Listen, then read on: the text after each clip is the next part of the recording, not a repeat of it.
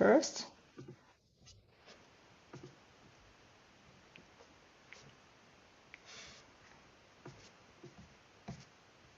Just a second. Yeah. So there are so many of us, and I'm so happy to have you all here tonight. My name is Alexandra, and I am Vice President of ICF Cyprus Chapter. And today I'm very happy to have our guest, very, very special guest, and I'm so proud of having Gorka today with us. Let me introduce Gorka to you for those who might not be so aware of who our speaker is. So I have a big list here. I will even read it. So Gorka Bartolomé Anguita, ICF MCC and member of ICF Global and ICF Spain, co-leader of the International Working Group of ICF Spain, director of the Executive Coaching School CGOS, Master in Sociology and Bachelor of Pedagogy, lecturer and writer and author of the book Synergy Effect, specialist in individual and group coaching processes, and PhD in psychology and university professor. So, welcome. Yeah, maybe a couple of words from you. Sasha, thank you so much for this wonderful introduction. And thank you so much for having me here today. For me, it's an honor, a pleasure. I'm so happy. I'm thrilled to be here. It's the first time I have this opportunity to be here with ICF Cyprus Cyprus, yeah. Chapter. So thank you so much. And as I said, I'm looking forward also to visit you at some point. I'm really interested in your country. So um, we have a lot of things to talk about today. I hope they are all interesting for you. Today's webinar is about research, it's about science, it's about neuroscience of coaching, and well, it's about the one of the loves of my life, which is coaching, and also why I decided to run this research and get these results. I think that are very important for us. Great, thank you. Just a very small technical point before we start. So at the end of our of Gorka's webinar, we will have a Q&A session and dedicated time for that. So there will be a special time to ask your questions, which will appear during the webinar. Yeah, please don't forget to put your microphones into silent mode, and if you can turn on your cameras, we would also appreciate that, so we will be in live contact. So that's all. I will now give the word to you. Thank you so much. And yes, good evening, everyone, and welcome to this webinar, which as Sasha said, we will have about 20 minutes by the end of the webinar for Q&A. So you can answer, or you can ask all the questions, all the doubts, all the or even experiences you would like to share. Okay, so I'm going to share my screen so we can see the presentation. So just need you to confirm that you're seeing the presentation. Yes, thank you so much for the feedback. And yes, this webinar is about the neuroscience of coaching. And first of all, I always like to explain why. Why did I decide to go for this research? Why I decided that it was so important. And I always say that this decision was made out of a love story. Okay. I've been coaching for about 20 years already. That means that I'm kind of old somehow. And from the very beginning, I was really sure that this was my journey, my profession. And I was also very sure about the results. because these results, they were results that they could see from the very beginning, even though I was not very experienced. Year after year, then I became more experienced. I got more clients. I even got to be a trainer, a coach trainer in different schools in Spain and in other countries in the world. And little by little, I always got the same question. So why does coaching work? And actually, the most important and also intriguing question is, does actually coaching work? Does actually coaching do something, to people? Is coaching something different from other approaches, like we know mentoring, therapy, or consultancy? Yeah, and if it's different, what's the different? And actually, if it works, why does it work?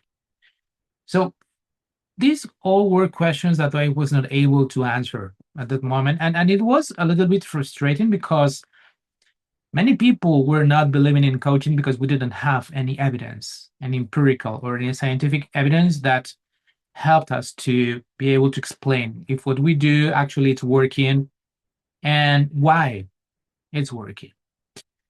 So in the middle of my career, more or less, I decided I could not stand anymore this anxiety and this frustration. It was like, no way, we've got to do something here. There has to be some way to demonstrate, to show that coaching, it's different. And I had this intuition, this hint that it was different because actually the approach was very different. And also I had this intuition of the results because I was seeing these results. So I decided that I wanted to do something, and there is where I said, okay, so let's try to do some research. That was also the way to my PhD. And I was also talking with a colleague. His name is Leonardo Ravier. I encourage you to read his book about the general theory of coaching. And we were discussing, and we started our doctoral thesis at the same time. And he was saying, Gorka, it's not possible today to really demonstrate that coaching is doing something different in the brain. That's not possible. So I'm going to try to do this through a more logical, axiomatical way. Than this is the way he approaches his general theory of coaching. And I say, well, Leonardo, I'm sorry, but I'm a Taurus, so I'm very, very stubborn. So I think that can be done. So I'm going to try to find some method that can help us to, understand if there is something going on in the brain different, while we're coaching. So we started in different places, the research, and here the story begins. Here is where I will explain you. So what happened, and actually, what is the reason why I just went and this research, and also what for? Okay, well, what are the reasons that I really understood that why coaching is so important that we need to demonstrate from a scientific point of view, or from a neuroscientific point of view.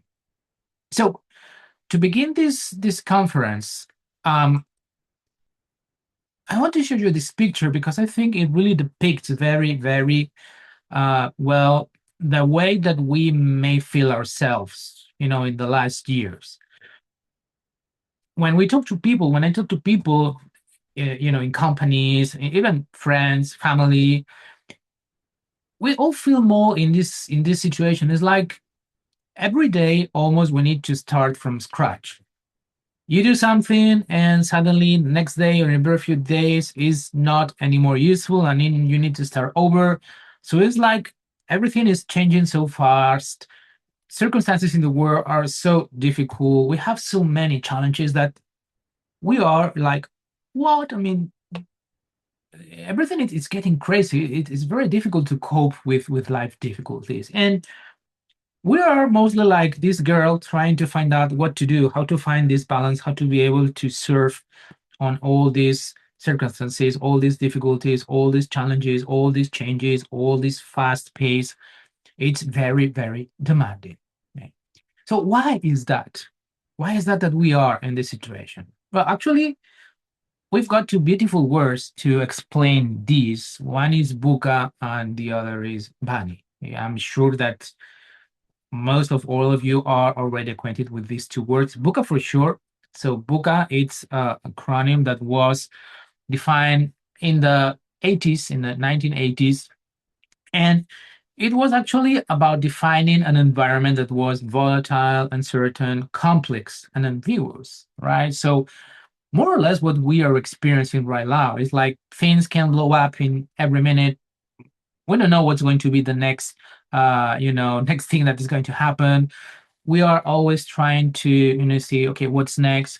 Things are so complex. There is so much information, and also it's difficult to, to understand. But then, we get to the big crisis in the 2007, 2008. And suddenly this book that was just the word, suddenly we realized that, this book was not just theory. Suddenly we realized that, our ideas, our beliefs change. Suddenly I can lose a job that I consider that was for life. I could lose my home. I could just end up with nothing. This certainty, this security that we felt for years suddenly vanished. Then a few years passed by, and suddenly in 2019 or 2020, suddenly we faced the big pandemic, the coronavirus, COVID. So here some academics say that okay, Buka, it's finished, is out in 2020, and then we begin a new period, a new era that is called Bani. Okay, Bani, that stands for brittle, anxious, non-linear, and incomprehensible. So actually, from my point of view, I don't think that we just changed that Buka is over and then we are in a new period. I just think that Buka is still here. We can feel all these effects of Buka, but Buka it's stronger. It has increased the power. And what we call Bani, for me, are the side effects of this Buka. Okay, when things are so volatile, so uncertain, so complex, so ambiguous, what we feel is okay that everything is so fragile. Okay, things last for just days. We feel this anxiety because we have to be changing all the time. We don't know what's going to happen. Things are non-linear. We try to find the answer, but it's difficult, very difficult to understand where things are happening or coming from. And we have such amount of information that is very difficult also to comprehend why things are the way they are, where are they coming, what's true, what's not true. So all that, it's a chaos. And it's a chaos, and that chaos, it's also difficult to manage for companies, for leaders, for families, for individuals. Life is getting much more difficult in every sense in the last year. And the bad news, I'm sorry, I'm going to just bring you some bad news for a while. I'm sorry, then I will give you some light. But the bad news is that this book and this bunny is not going to disappear.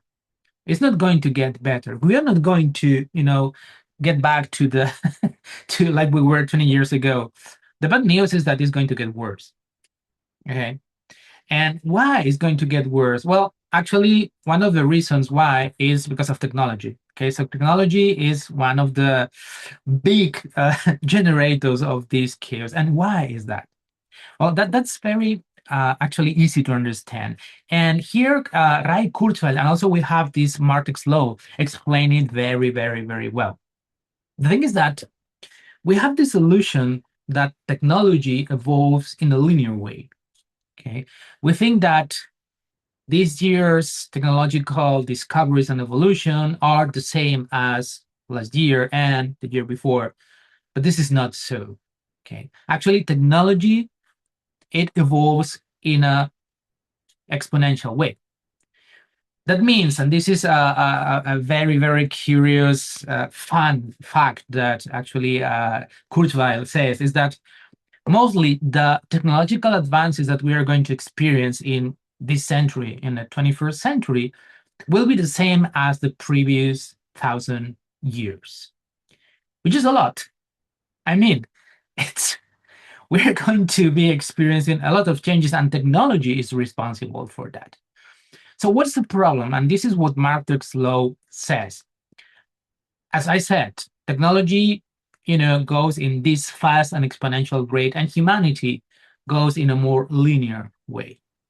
So then the problem is that we're going to create this gap in which Technology, knowledge, information goes like light speed, and we are like a human speed.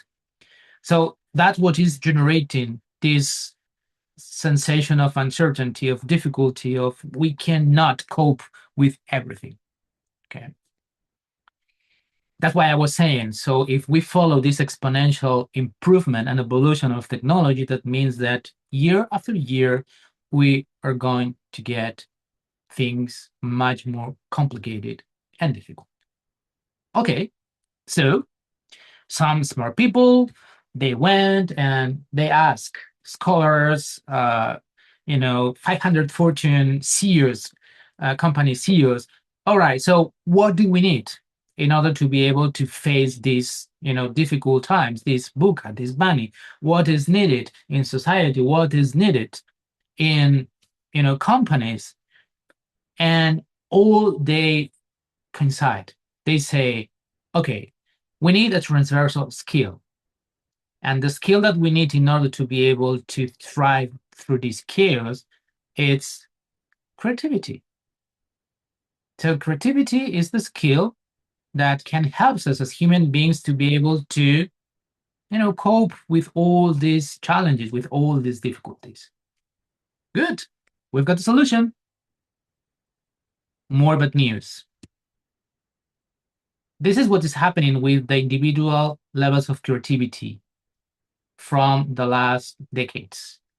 It's decreasing, decreasing, decreasing, and decreasing. We only, in this graphic, we only have till 2017. This is a study by Dr. Kim. But it keeps decreasing year after year, right? So who's the one to blame for this decrease of creativity? Well, again, technology. This is one of the main, things that is helping us to lose our creativity. Why? Well, because we are using technology in most of our daily activities when maybe we should be using our brain creativity. For instance, okay, now I'm going to reveal my age. So about 35, 36, 38 years ago, when I was 12, 30, 40 years old, and we wanted to go on vacation with my parents. So I remember that my father, before we went out for, the driving, he just had to sit down with a big map, and trying to find out what was the best route in order to get to that point, what was the fastest, the cheapest, and the nicest view for that trip. Okay, so that was a creative process that we had to do before every trip.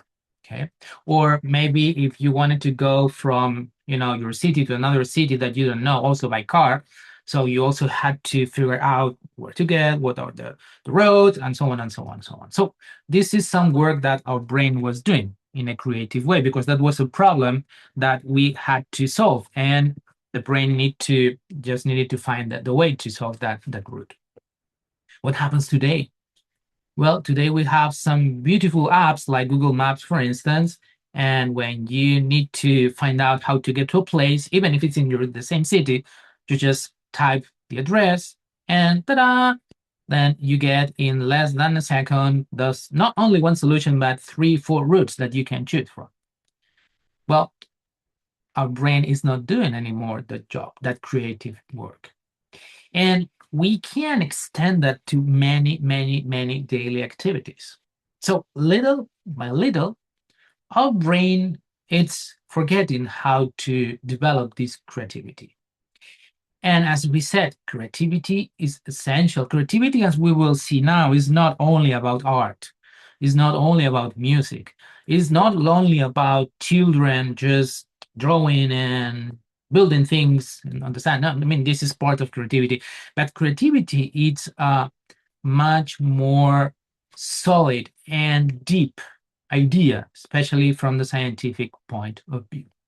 But the thing is that, okay, we are in an environment that needs all our creativity efforts.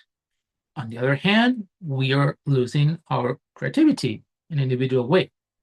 So we are generating this gap. What do we do? we've got a problem. We've got a serious problem, and this problem, if we don't solve it, it may lead us to a difficult position in the future for the human race. So, important message. Sorry, there is no such thing as certainty or stability. Not anymore. Forget about it. Bye bye. Sayonara. Adios, that we say here in Spain. All right. So Book and Bunny are here to stay. And as I said, they're even here to get more complicated, more difficult, stronger.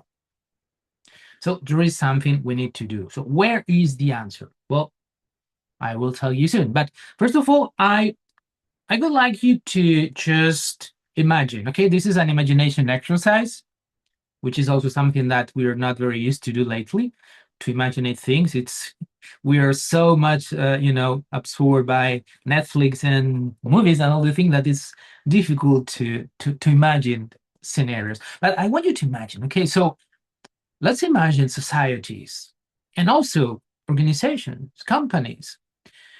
And now let's imagine that the people of these societies, the people of these organizations, are people who feel safe and also feel capable of solving any given situation by themselves, no matter how uncertain or how difficult it may be. How does that sound? Sounds good, right? I mean, it sounds like the Holy Grail. It's like, oh my God, where do they sell that? I want that. I want to feel like that. It's like, oh yeah, this is what we need. We need to be able to feel this self, esteem, this self-confidence, this even knowledge that may helps us to face any given situation, no matter how difficult, no matter how problematic it is. The answer is, can we achieve that? Can we get to that point? Can we get to a point where society, where people will be able to face all these difficult problems? What do you think? So we will see. Let's see if this webinar can answer that question. So where is the solution to all that? So that's no secret. I mean, I think you already guessed that. The solution is, we need to unleash our creativity. We need to recover this beautiful ability that we already have. Just the problem is that it's covered by layers of dust and dirt. So we need to, get rid of all of that so all this creativity comes back. The thing is, how do we do that? How do we achieve that? But before we get to that answer, it's important that we understand what creativity is. What does it mean to be creative? What does it mean that we as humans are creative? So first of all, I want to share with you a definition by Jon Kunius and Beeman. They are two, I could say, gurus from the neuroscience. They are neuroscientists, but they are focused on the creativity field. They have a book that they published in the 2015. They have many papers and also research articles, but they have a book that is called Eureka that I really, really recommend you to read. And when they describe creativity, this is what they say. They say that creativity is the ability to reinterpret something, reducing it to its elements, and again, combining these elements in a surprising way to achieve a goal. And ladies and gentlemen, the first time I read this definition, I just felt goosebumps because I said, oh my God, this is a coaching session. This is actually what the client is doing in a coaching session. Of course, the client is trying to achieve a goal, is trying to solve this situation. And how do they do that? In this case, with our help. Well, they begin to reinterpret things. They reduce things. They find, these small ideas. So they reduce things to their elements. And suddenly, the brain combines all these elements into these aha moments in which they find the ideas by themselves. So I was like, my God, this is it. This is coaching. So there must be some relationship between what we do and the act of creativity. Then after reading many papers, many scientific papers on creativity, I came to the conclusion, if we try to summarize what all these papers say about creativity, in the end, they all say that creativity is the ability to find a solution to a problem, but a solution that is novel. Okay, so it's new somehow. Of course, it's useful. It has to work, and it has to be designed for a good intention and grounded in ethics. Is not that what also our clients are trying to achieve in every coaching session? So they bring us a problem or a goal. Actually, a goal, it's a problem, but just faced in a positive way, sorry. But actually, what they try to find out, it's a new way, to solve this problem that, of course, it works, it's useful, and that it has a good intention. It's focused on bringing something positive, something good, and on an ethical way. Otherwise, we could not work with this client. We already know that we do not work with unethical goals. Okay, we're not here to help people to do wrong or to do bad things. Right? So here we have the first step. The thing is, can we connect coaching with creativity? So if we look from the theoretical point of view, it seems that we may be able to link it. It seems that what the client is doing with the help of our competencies and the coaching structure in the coaching session, it leads them to achieve all these results. Try to find a solution to a problem or a goal that it's somehow new, that is useful, and that it's ethical, right? So that's the thing. Okay. Now, another important idea from, in this case, from Professor John Cunha, that we already talked about him before. And what he says is that from a neuroscientific point of view, creativity is not a mental strategy. So creativity does not come with exercises. And I'm sorry, Edward de Bono, I don't mean to undermine your thinking hats and other, creativity techniques that you can find out of there. It may be useful at some point, but that's not what creativity is about. Cunha says creativity is a brain state. Okay, so when creativity arises, it's because the brain is in a certain state that we will talk about later, how to reach that and what is that state.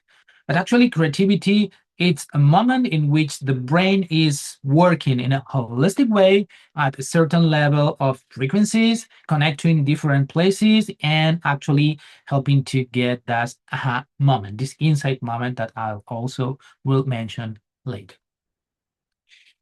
So here is where my hypothesis came.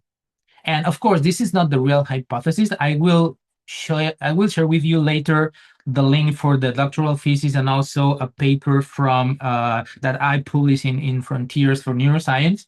You have the full hypothesis and also the other hypothesis, but this is kind of an easy way to state that that hypothesis. And the idea of all this research was to be able to answer that question: is coaching a process capable of enhancing the creativity mechanisms of the human brain? When I say coaching, I will explain now. I mean all the process per se, all the competencies and all the structures that we use. So when we use coaching in a proper and a certain way that I will share with you right now, is that something that can help our brain to get into this creative state that Cunha's mentioned? Okay, so you will have to wait a few more minutes and slides to know the answer.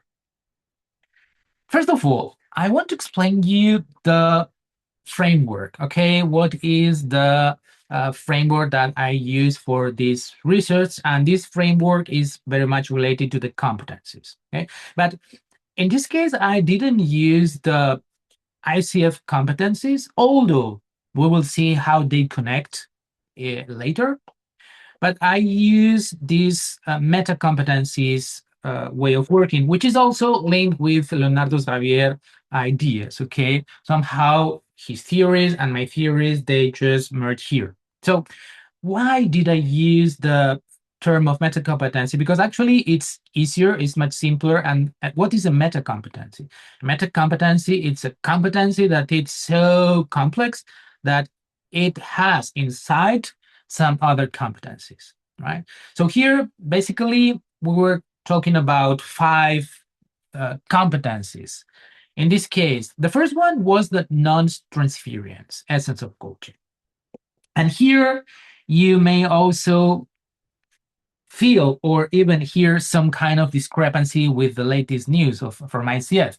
You may know that ICF lately just published the not the new competencies, the same competencies but with some, reviews, and they revisit the competencies. They went through a huge study, and they opened this study not only to ICF coaches but to coaches from other lines and schools, and so suddenly what we find now in the competencies, especially in competency 7, is that okay, now coach can share knowledge. Okay? We coaches are allowed to share knowledge. And for me, and I will try to not to explain but also to demonstrate, to show you why this should be a big no for coaching. Okay?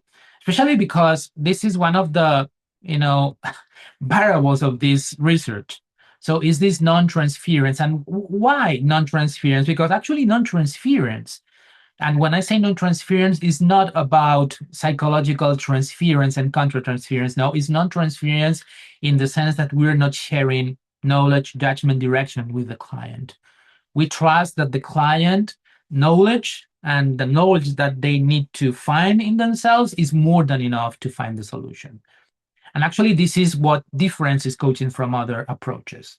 There is no other approach that purely believes fully in the client's full capacity to find their own solutions without any help. This is only coaching the one that really advocates for that. So this was the first variable. Then we had 3 meta competencies. One, which is phenomenological attention. The phenomenological attention is very much linked with competency 5 and 6. Phenomenological attention actually is the ability to observe, okay, and to see the client, not only to listen, but to perceive. Okay, later on, I just evolved this into phenomenological perception because I think it's much more holistic. So it's about perceiving the client, which means listening and observing the client in a phenomenological way, which means that I forget about my world. I have no idea about things, and I just try to see things through my client. I only count on my client's information and my client's knowledge. Right? I need to forget about everything I know, everything I think, all my judgments, all my knowledge, everything. Just I put all that in standby, and all I try to do is perceive this information that the client is sharing with me through verbal, nonverbal, paraverbal, but with no interpretation. As I like to say, I just stop all this information here and I don't let it just get into my brain so it does not get contaminated. Then the other meta competency, which I will explain later, and it's related to competency 6, it's mirroring. Mirroring means that is what competency 6.7 says. It's actually sharing back what the client said in a very summarized and concise way, but using the client's language. And it's very important because when we look to ICF competencies, ICF says, okay, coach shares what the client, the information, just to make sure that we have the right understanding. That's an important point of mirroring back. But as we will see, mirroring back, it's also a very important point of evoking awareness to the client. Not only questions are good at evoking awareness. When we mirror back, actually, we help the client to be aware of some information that they have shared, but that they are not aware. we need to understand that even though as clients we talk, about 50-60% of the information that we are sharing with the coach goes unnoticed. So we talk, but 60% more or less of what I'm sharing with you as a coach goes unnoticed. I'm not paying attention to it. So when I mirror back as a coach and I'm really faithful, I'm not erasing any of the information and I'm using your language, what I'm doing is I'm just showing you what you just said. And most of the time the client says, oh my God, did they say that? Oh yeah. And they keep, elaborating. So mirroring back is another essential of these meta competencies that not only is related to listening, but it's also related to evoking awareness. And of course, focus questions, right? Focus questions is about, asking, but always following clients' interest. So when we use questions, it's important that previously we use mirroring back. So we make sure that we let the client make the choice of where the question should be focused. And then there is another variable in this research. It is the growth structural model.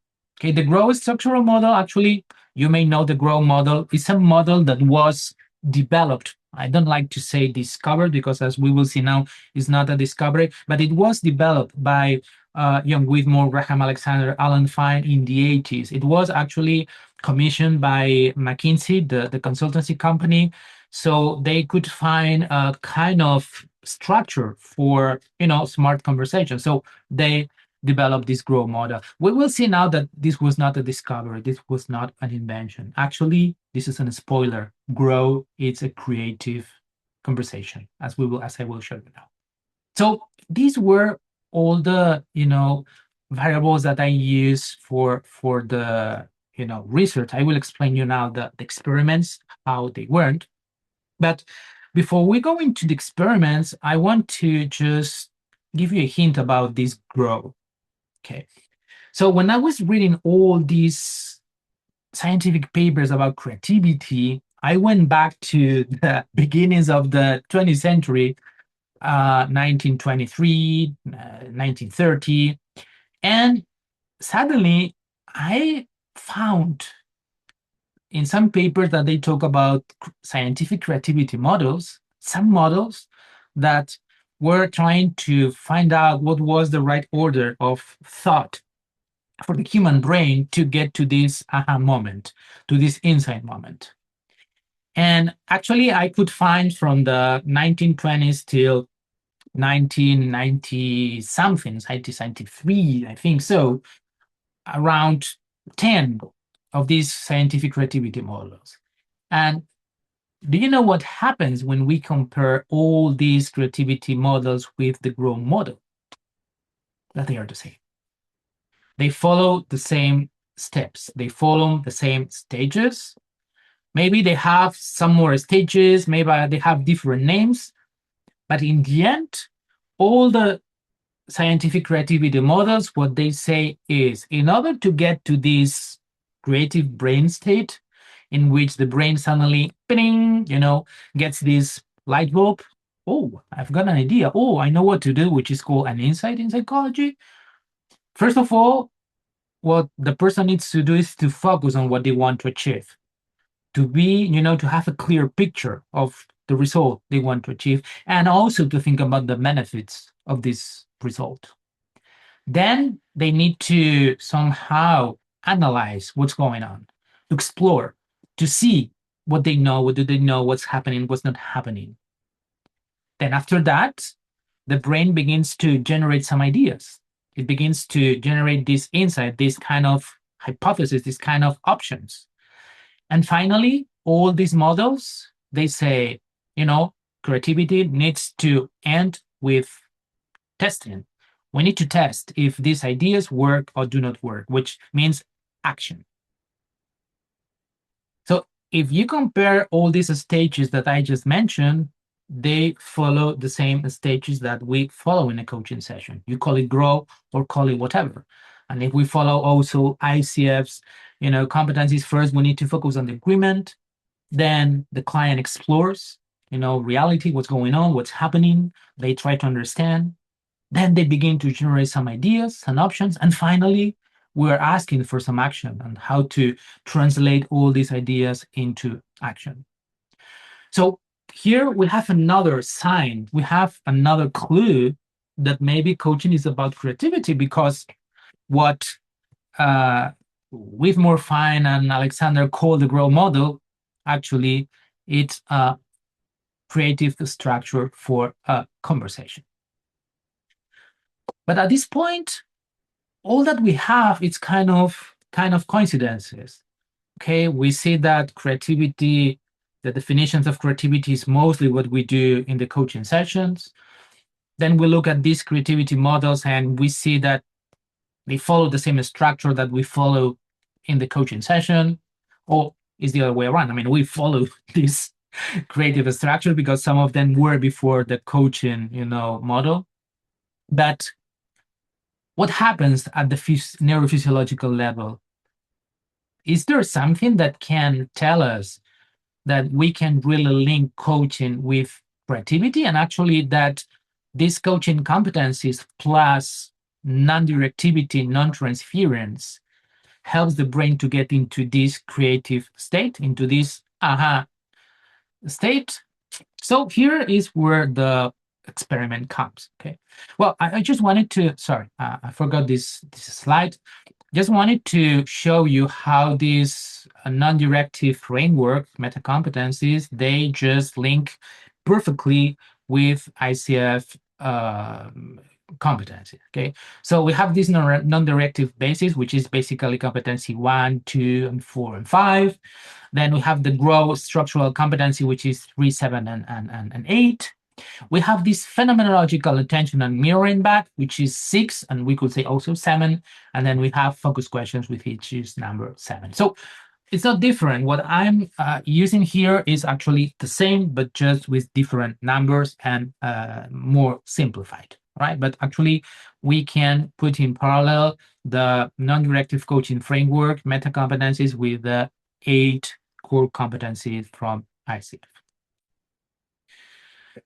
So in order to be able to explain if something different was going on in our brain where we are in a coaching session as clients, so, well, I decided to run 3 different experiments, right? I had 2 options. I could go through fMRI or I could go through electroencephalography. In the end, I decided to go through electroencephalography because fMRI, even though it could be more precise at some point, but the problem with fMRI is that it does not allow to record in time. So if fMRI is a picture that helps us to see what's going on at this very moment. So if I wanted to analyze a whole coaching session, that was not possible. Plus, in fMRI, the participants cannot move, cannot speak. So it's impossible to, go through a coaching session with the client not speaking, not moving, and then that doesn't work. So what's a good thing about electroencephalography? So electroencephalography maybe is not so precise, but it helps us to record the activity of the cortex. But the most important thing is that it helps us to record in a movie-wise section. So that means that we could see the whole brain activity through the whole coaching session. So we could analyze what was going on in every part and, with the different reactions of the client. So the thing is that in this experiment, in this research, we had 20 participants, 10 female, 10 male. They were all people that had a responsibility job, like directors, managers, and the choice was that, well, these are people that have to be very creative in their, daily lives. They need to manage a lot of things. One of the conditions to participate in the experiment was that they didn't have any previous contact or idea with coaching. They didn't know what coaching was about at all. And of course, that they were not under any kind of, you know, brain medication for depression or whatever. So no any brain drugs that could affect the reading. So these were the basic conditions to be able to take part into the experiments, into the trials. So the only thing that they were told is that before they came to the experiments, they needed to think about three goals or three problems that they wanted to solve, but not to solve them, just to define, okay, so I want to achieve this, I want to solve this, but three for every person. When they came to the experiment, so we placed the electroencephalography helmet, which is this model that you have here. And of course, we could record the full activity of the brain during the different activities, the different approaches. We were also recording, video recording, because I wanted to be able to see if any specific competency was more powerful in generating insights or not. And then every participant also was given a questionnaire that they had to answer after every of the experiments that we were. This questionnaire was about their level of creativity, their subjective level of creativity. So how creative do you think that you've been in this section? Right? So every participant went under three different conditions. So three goals, three different conditions. So first condition was rumination. Rumination was about, okay, so you choose which wall you want to work on now. And now by yourself, without speaking and without any interaction, so I'm not here, you try to solve it. You try to think what you can do in order to achieve that goal or to solve that problem. That was the first condition. Second condition was directive coaching. Okay, so directive coaching was about, okay, now again you choose what is the goal that you want to achieve, but instead of just asking questions, there was a level of suggestions, tips, hints, and no structure. All right, and just guiding. So it's like this sharing knowledge with the client attitude. And then the third approach, the third condition, was the non-directive approach, the free from transference approach, with the framework that I just told you before. So it means that full non-transference, which means that I, as a coach, I'm not telling you anything. I'm not sharing, not even intuition, nothing at all. I just trust that your knowledge is enough. And then using phenomenological perception, mirroring, focus questions, and the growth structure. Right? So this was the setup for the 20 participants. So it was the design for the experiment. Right? So now what happened? What are the results that we got from these experiments? So first of all, we're going to see these figures. So on the left part of the screen, we have a figure that shows the amount of insights that participants had. Okay, what is insights? So insights is that aha moment. Insight in psychology is a sudden realization of a problem of, that, oh my God, I just realized that, oh, now I have this idea. Oh, I was not aware of that. So we can see that when we focus on the rumination, which is the dark gray, we see that, people they had about, maybe 5 insights in each session. If we go to the directive, they had less. They had maybe 4. Now, if we go to the non-directive approach, which means coaching with no sharing, people got up to 14 insights in a session. Okay. This is the median of all the participants, but we've got this huge difference.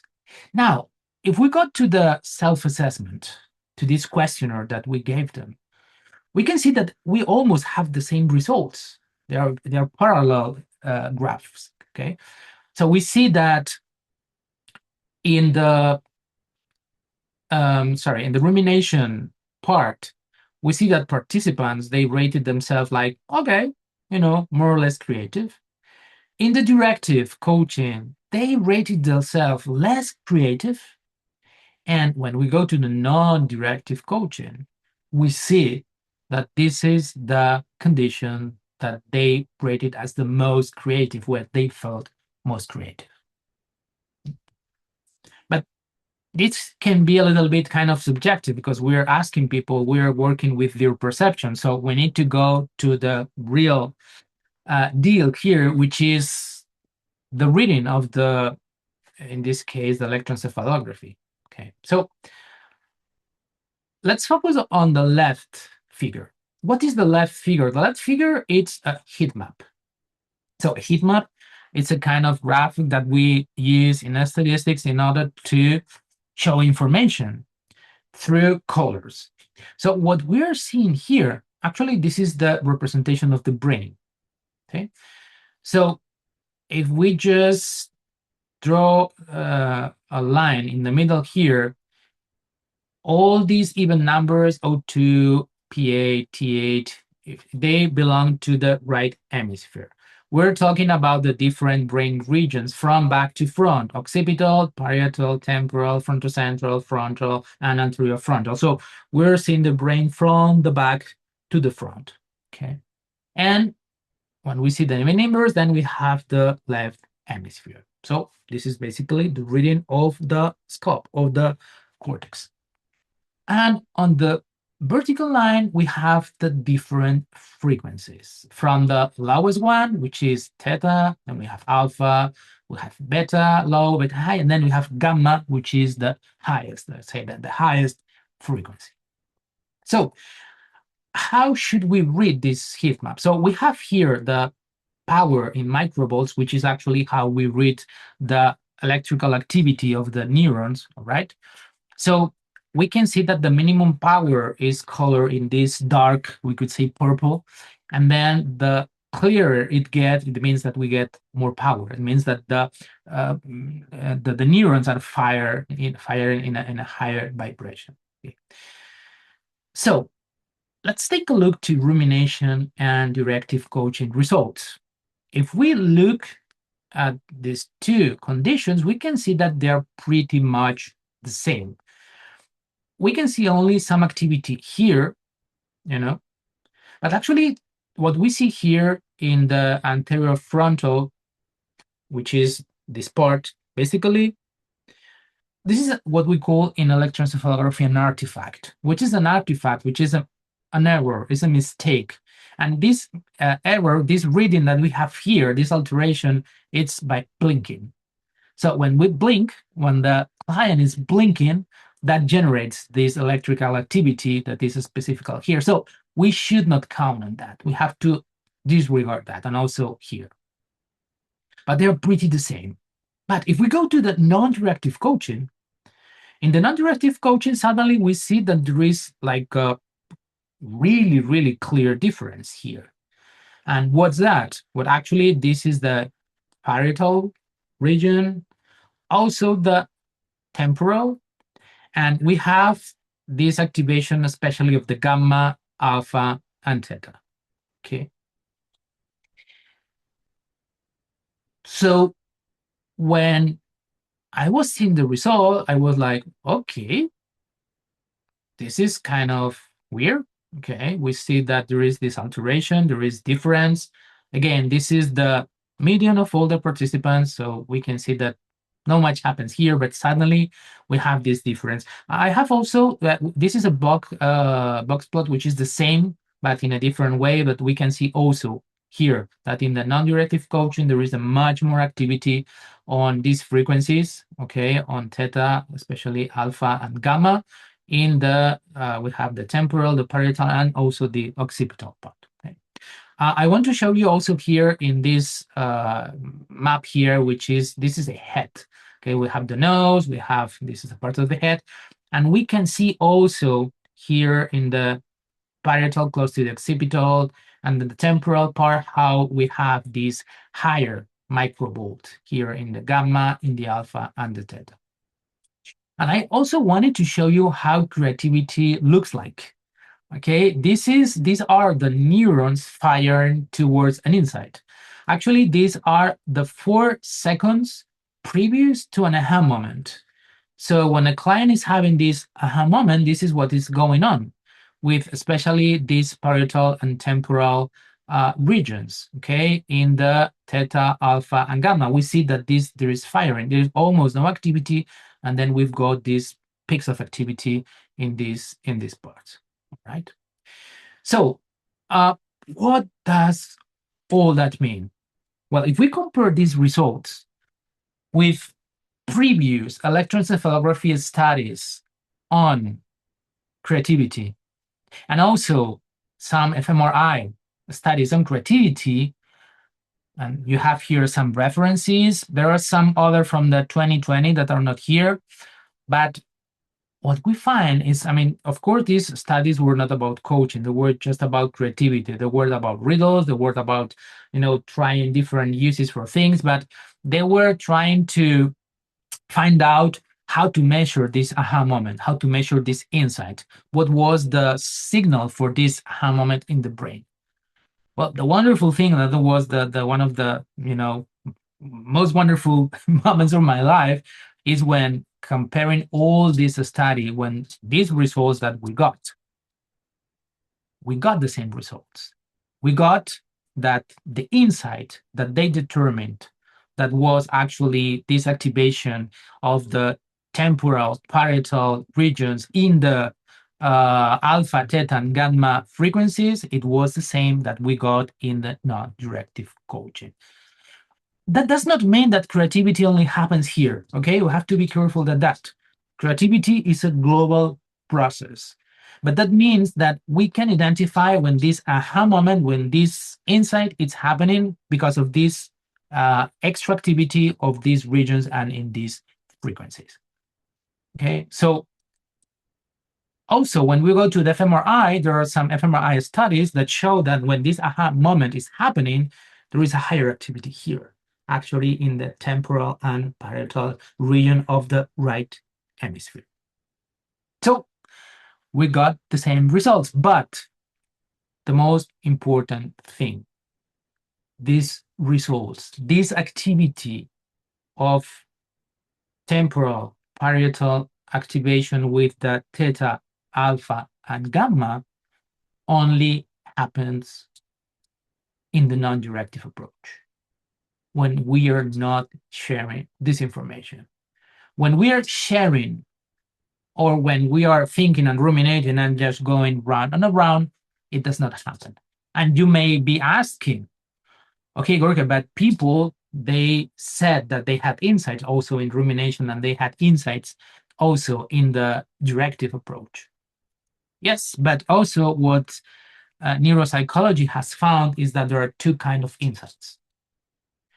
There is one which is called extrinsic insight. The extrinsic insight happens when somebody is helping me with some hints, some ideas, some information, and I think, oh, that I'm having an idea. But it's just an I think, because actually it's not full creativity because I've been helped.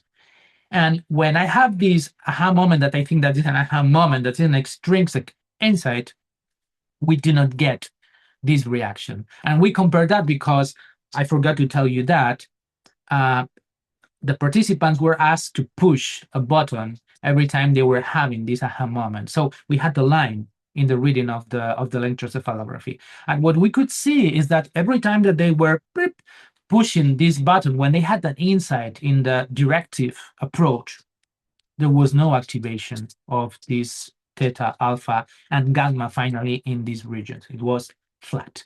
It was only this aha moment real, which is the intrinsic insight, when they were left alone, when there was no help from the coach, just question, just mirroring, and trusting fully with the client. So, what are the most important conclusions of the study? So, only when we are having an exhaustive approach to this, coaching methodological framework, which means non-directive, not sharing, just trusting the client's abilities, is when this happens, when this activation happens, okay? For that, we need to really be very aware, and we need to embody this idea that we need to maximize this non-transference, which means that we need to eliminate the transference. We need to learn to coach without the need to share. We can say that in the moment that I'm sharing the sliceless idea from my knowledge, I will be contaminating my client's ideas. And then creativity is not pure, it's not full. And the problem is that I'm not helping my client to develop fully their creativity. This is very important because maybe this is a question that we need to ask ourselves as coaches. Some coaches, they say, no, I mean, I want results. And I want results, so it's okay to share, because what is important is just that the client gets the result, their goals. Okay, but what about if coaching is not only about results? It's about results, but it's also about helping the clients to rediscover and to strengthen their creativity. So they get the bonus. They're not getting the results, but they're coming out of the coaching process more creative. They get with the brain in a different state that they can use by themselves. I think this is much better. But this requires from us as coaches to reframe. And it's very difficult. I mean, the thing is to share. The first things to come to my mind, how I see things. And yeah, that's very easy because this is the way our brain works. What I'm trying to tell you here is that we need to train ourselves not to do that. And this goes against our brain's work. Because our brain needs certainty. Our brain needs to show that they know. And here, what I'm asking you to do is forget about that. You need to somehow, you need to cut this habit of knowing, of telling, and just going against your brain nature. You need to learn not to know. You need to feel comfortable with not knowing every minute of the session. Then another of the discoveries is this coincidence between growth and previous scientific models of creativity. It's the same. Different names, maybe more stages, but in the end, they go to the same place. Goal, exploring reality, ideating some options, and finally bringing that into action to test if it's working or not. Then, questions and reflection, we can see that, yes, they evoke awareness. So they are speech acts that promote access to non-apparent levels of information. Asking questions, mirroring back, it's inviting the client to go deeper. It's inviting the client to engage into long-distance neural networks, which actually is where the juicy information lies. Okay? When we are in our daily thinking, we are just in short distance neural networks because this is easy. For the brain, is really easy cheesy, to get there, no waste of energy. But the problem is that in the short distance neural networks, there is no good information. It's always the same information. And that's why we get stuck. What we help as coaches by this focus question, it's invite the client to engage into a long journey, to dare to go into a much more long distance neural networks that have all this information that we're not aware of. It is what we call the tacit knowledge. And then also with this research, what we can conclude is that when we have these low frequencies in this aha moment, which is the theta and the alpha, these are the frequencies that help the client to reflect, to go deep, to engage into these long distance neural networks. It's kind of also the frequencies that we get when we're meditating. When we're meditating, the brain goes low down into alpha and theta frequencies. So this is also what we get when we're asking a question, is like inviting the client to go into the meditative state. And in the moment the brain is finding this new information is when this information connects, the brain goes into this gamma frequency, and then is where the aha moment happens. Actually, the gamma, it's actually the the most unknown and mysterious frequency, because we know that it's related to creativity, but we still don't know actually what's the real purpose. But it's the fastest, and is the magical, is what the one that generates these new ideas.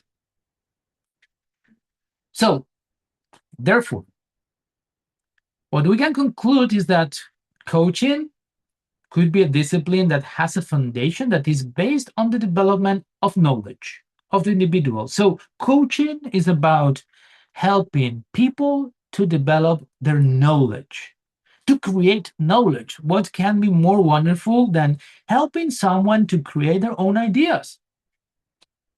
That's amazing. I mean, that's what I really love about this profession. Okay.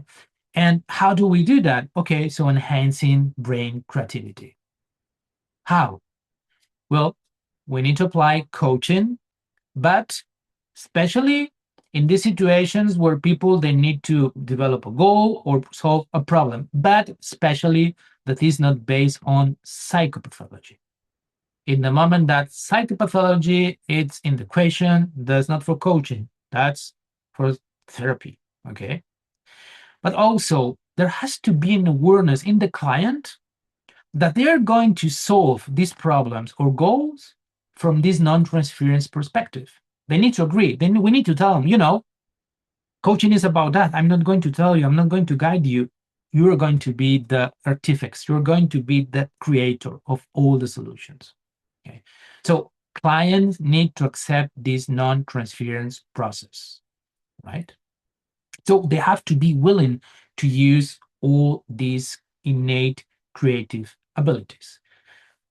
Our brain already has that. We just need to use it. So, good news. So, if we implement this process, coaching, from this non-transferent approach in education and also in work environments, we as coaches can contribute to somehow develop this creativity and shorten, just diminish this gap that we have now between the speed of change and also how we as humans can evolve and can adapt to the situation.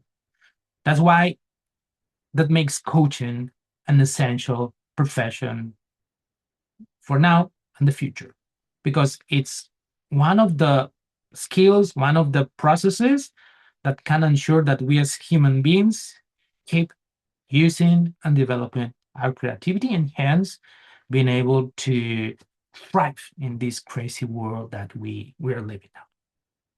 So as we will share the presentation with you later, here you have the link for the doctoral thesis. It's in Spanish, but you can translate it for sure using Google Documents or even ChatGPT.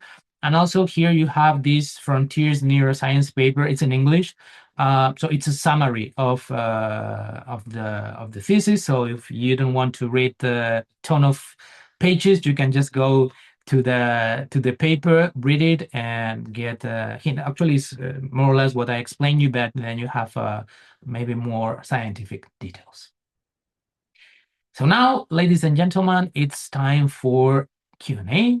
So please.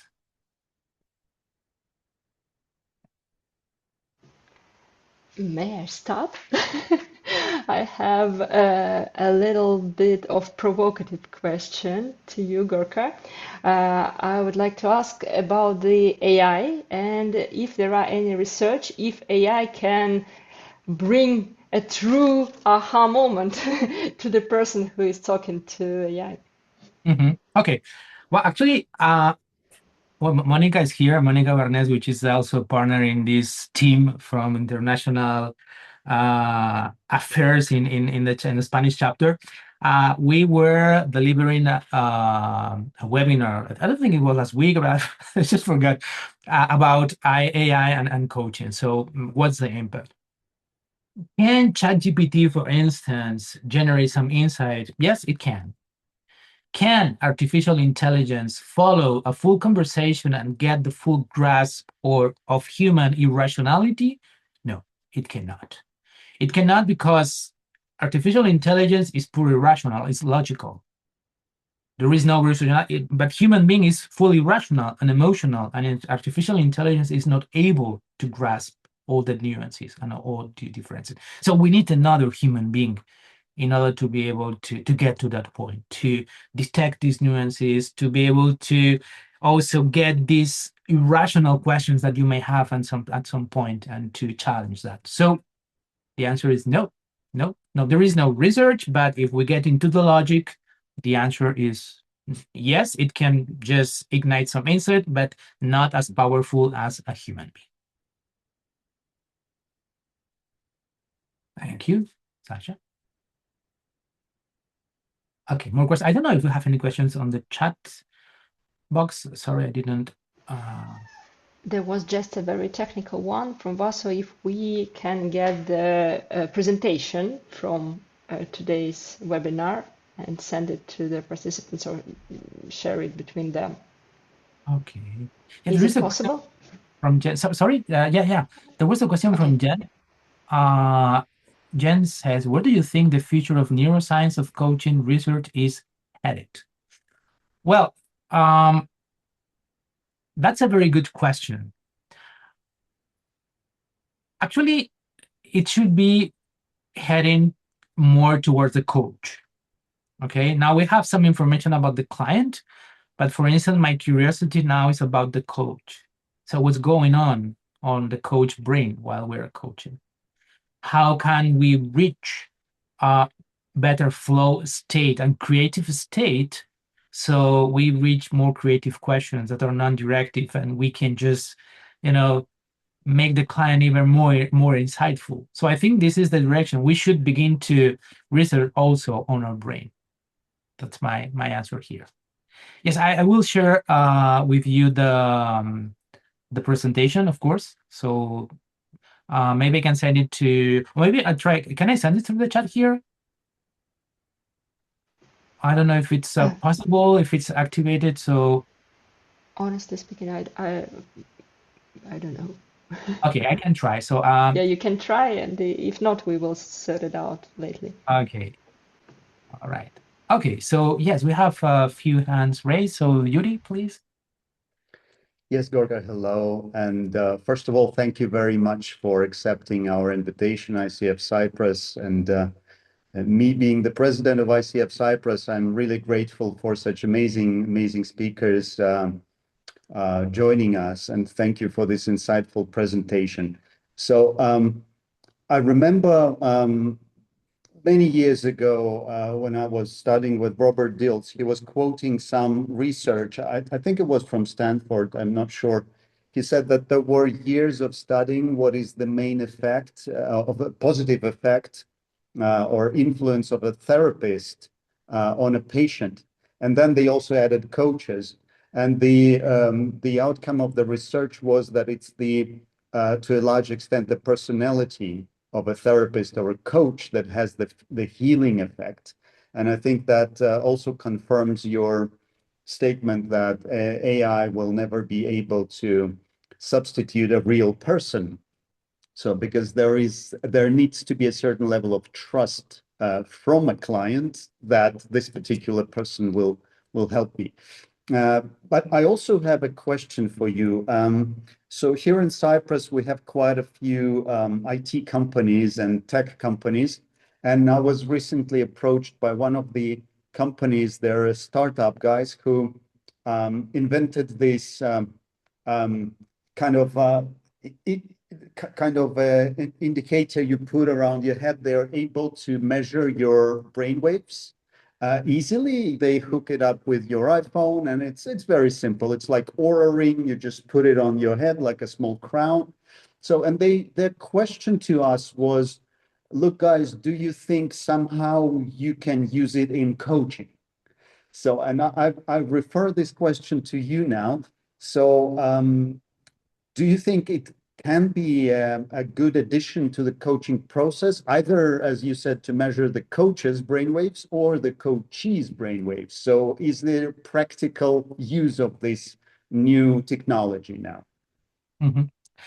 Yes, actually, the good thing is that technology is making all these devices accessible to people, because years ago, an EEG helmet was bloody expensive. Now it's not so much. Now, the thing is that we have to be very careful on how we use all these devices. Why? Because an EEG device is very sensible. For instance, when we were doing all these experiments, there was a lot of conditions that we needed to avoid about, electrical surroundings, people wearing smartwatches, computer surroundings. So it was like almost like a Faraday environment. So the thing is that, well, we can use it, but I don't know if we can trust so much the results if the environment is not the right one. So that's the first thing. The second one is it useful? Well, we need to find the usefulness. What do we want to measure in a coaching session if the client is wearing this helmet or this band, this EEG band? So the thing is that if we want to measure, for instance, if the client is most of the session in alpha theta frequency, well, that means that we were in a good, coaching mode, and we succeed to get the client into this flow mode, and that's wonderful. So that's information for us that can be wonderful, but it can be useful. It can bring a lot of information, but we need to define what is that we want to measure with all these devices. It can be, with no end. There are many, many things that we can measure. But I think that maybe is a good start also for coaches to measure our, performance during the coaching session, even if we wear it, but it's more difficult because, as I said, also there can be a lot of artifacts. So we'll have to be very, very careful with these devices because they look very cool, but at the same time, we need to know if the reading we're getting it's close to reality, or it can be a little bit delusional. Thank you. Got it. Claudia, am I saying it right? Yes. Hello. I'm Hello. from the ICF Slovenia Charter Chapter. Thank you very much for your webinar. Actually, I didn't know that today you will be the presenter because I knew your article. 2 years ago, Marsha Reynolds mentioned your research, and I already knew the article and was amazing. And so today I'm really happy to find out more deeply how you started with that. And my question goes, because this, if I'm right, is from 22, the year 22. Have you, from that point, made some more researches? Because you mentioned the sample of 20 people. Is this enough to, to say this is like the study to be the strong study, or how would I say? So I'm interested in that. If you followed the study also in the future. Okay, so yes, with electroencephalography, this number of participants, it's enough to be concluding, because it's different than in other approach. Why? Because in electroencephalography, you have in one person many, many, many, many, many results. So it can be equal to many participants. See, so this is different when we are acting with electroencephalography. So actually, I wasn't able to do any more research. Actually, my next step was about trying to, as I said, figure out what's going on with coaches, because this is very important. But the thing is that there is no funding for that. I mean, it's very expensive to, do all this research for materials, for time, and so on and so on. So I haven't found any findings to go on, but this is my next steps. I really want to find out what's going on in our brain while we're coaching, and what's the difference between coaches that are successful, that really are able to ask these wonderful questions that keep the client in this flow, that generate this insight with coaches maybe that are beginners or that they don't have this ability. So yeah, that's my next. I'm looking for some funding now. I'm trying to work with some companies, so if they can just somehow contribute, but haven't been able to do that. Also because I've been spending some time trying to spread the word of this experiment, these results. But yeah, these are the next steps. Thank you, Claudia. Yes, Zaina. Hello, Gorka. Thank you for the presentation. Very interesting. I love the world of neuroscience, especially that I'm a clinical hypnotherapist myself as well. My question is, I noticed that you are talking about activation of gamma and the brainwaves of creativity during a coaching session. So is it necessary for the client in the coaching session to be in a very relaxed state to be in the creativity brainwaves, or not necessarily? Not necessarily. Actually, the aim of the coach should be to bring the client into that state, right? If we do coaching in the right way, if we are asking the question, if we are keeping the client in the flow, if we are, mirroring back, the client will get into that place. It doesn't mean that they have to be relaxed, but just by applying the competencies in the right way, the client gets into this flow, relaxed state. Okay, thank you. You're very welcome. I want to answer a question from Jean. Global says, you said that coaching is not about result, but about a bonus of a brain in a different state. Could you describe this state after coaching session, and how do you measure or evaluate this? Okay, no, I didn't say that it's not about results. It is about results, but also about helping the clients to get in this brain state. Well, there is a very, very easy way to measure that. So measure how many aha moments, and it doesn't mean that the client has to be all the time, but look at your client's face, look how many times the client is doing that, look how many times the client is understanding new things, and by measuring that, you will be able to understand how successful the session was. Okay, and really, if you help the client to get into this creative state, this is the best way. If the client gets out of the session with, maybe the result, but no learnings, no new realizations, then maybe the, session was not so successful at that point. Thank you. Simonetta, please. Yes. Okay. Yes, done it. Okay. So thank you so much for this session. It was absolutely marvelous, really interesting. And my question is not maybe so much to do with the coaching. It was just a curiosity. When you said you told us about the gamma frequencies that measure the activity of the brain. And I think it was connected with the creativity, to the connection of different elements and so on and so forth. I was wondering, is this activity in some ways similar, I'm sorry, I got a bad cold, to, for example, the sensation of pleasure you have in front of a work of art? I mean, this brain activity is just for creativity, or maybe it means something different? No, it can be something different. So this gamma, this high activity, is not only for creativity. It implies very different aspects of the cognitive act. I don't know exactly if it's about pleasure. Okay, but that's a good question, and actually now I'm curious about, if it can be. I will just, after we finish, to read some, if there is something about how to connect pleasure, like when we are maybe eating something, or just when we are looking at the work of art, if it really connect with this gamma. I don't know. I cannot tell you yes, but it could be. It could be because it's a very similar. Actually, the aha moment is the pleasure moment. When there is a real insight, it's like, oh my God, it's like there is part of emotion, like you're proud, you're happy. So Well, let me take a look at that. It's very interesting question, Simonetta.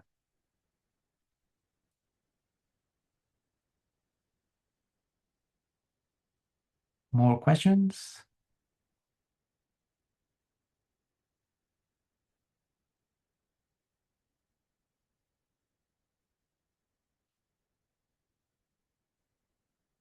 Well, it seems that there are no more questions. Yes, Monica.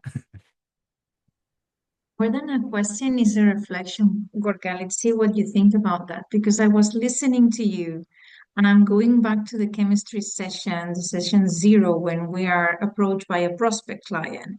So really, when we do non-directive coaching, it's important that they do not only understand what coaching is or what not, or what philosophy or what coaching style we have, but also the impact that this non-directive coaching style will have, real impact. So just thinking in a in a selling point, being very transparent in a selling point, that this is also a unique selling point for us as non-directive coaches. I don't know, what do you think about that?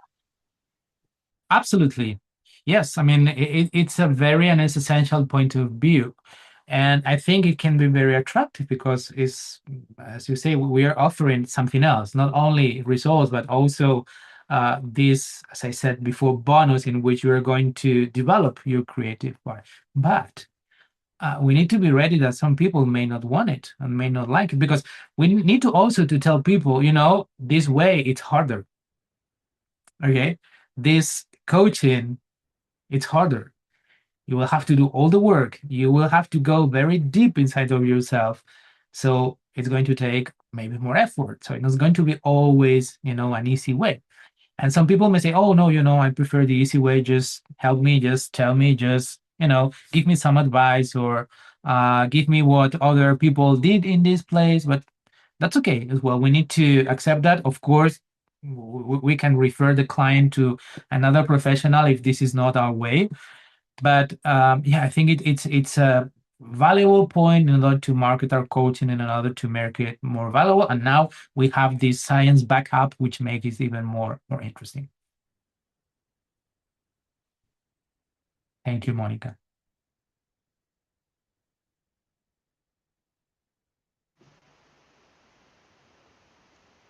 So it looks like no more questions left. Yes. So shall we complete our session then?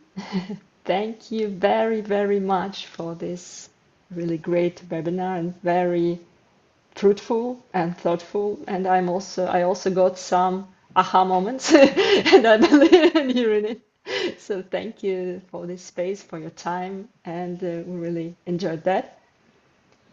And I very much believe that it's not the last time we meet in this space. So thank you, and see you all, and Gorka, for you. Thank you. Also see you. Yeah.